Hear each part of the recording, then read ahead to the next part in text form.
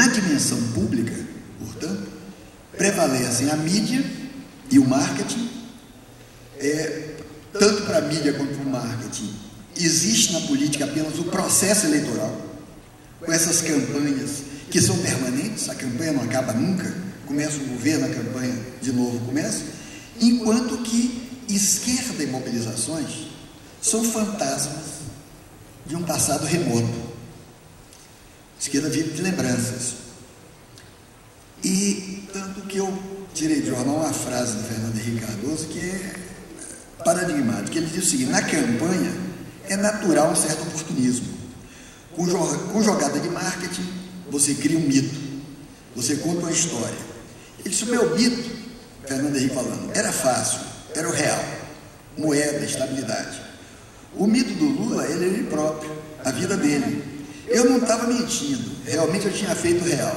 Itamar discorda do que ele fez também. O Lula também não. O Lula representa a ascensão de uma camada. Mas uma coisa é campanha e outra é governo. No governo não bastam paz e amor. Está tudo dito.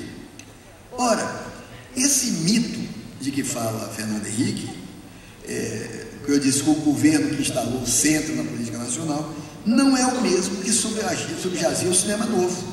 Eu disse, o cinema novo também estava em cima do mito, mas não é esse mito.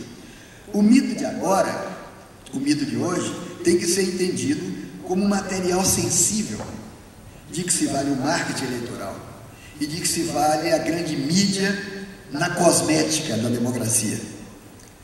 Ora, o cinema novo, eu volto ao cinema novo, diferentemente do italiano dos anos 60 e dos anos 70, já havia previsto isso, já havia pressentido isso de alguma maneira. Quer dizer, o cinema novo já havia rejeitado o fundo enganador das esperanças de qualquer forma tradicional de política.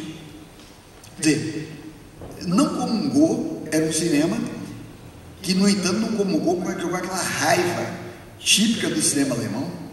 Eu penso em Fassbinder, Kluger, que são cineastas um pouco raivosos, que espelhavam um pouco a violência do grupo Baader-Meinhof.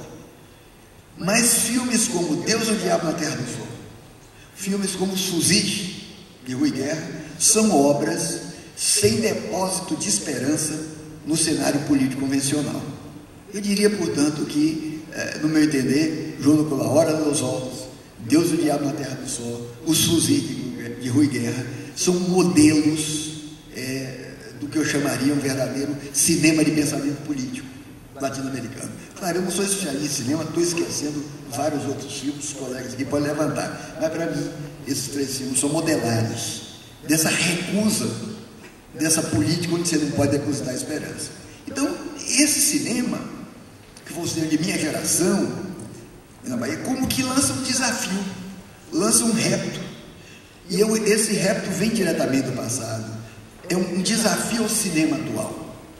Esse cinema brasileiro, como eu entender, está muito cosmético, está muito cheio de marketing, está muito publicitário, bonito, bem técnico, mas tem que aceitar esse repto que veio do passado, que é o seguinte: como é possível instalar hoje, em meio ao império do marketing, em meio ao império da estética publicitária, em meio à estética dessa ação virótica, viral das imagens? As imagens são virais, são viróticas, dessas imagens bem comportadas, tecnicamente bem realizadas. Como é possível instalar aí uma consciência política na produção cinematográfica? Como é que é possível realizar hoje um cinema político na paisagem brasileira? Quer dizer, seria possível, no âmbito da imagem, a formulação daquilo que um poeta que eu gosto muito, chamou Paul Celan, chamava de contrapalavra.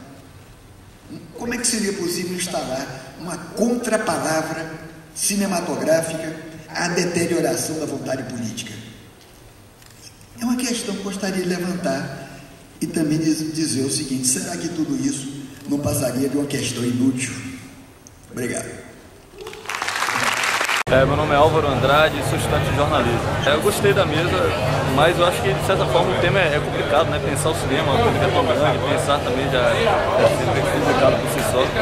Mas foi muito interessante, eu acho que o papel das mesas é mais instigar a gente e mostrar novos caminhos de buscas, mais do que dar respostas. Assim. E foi interessante.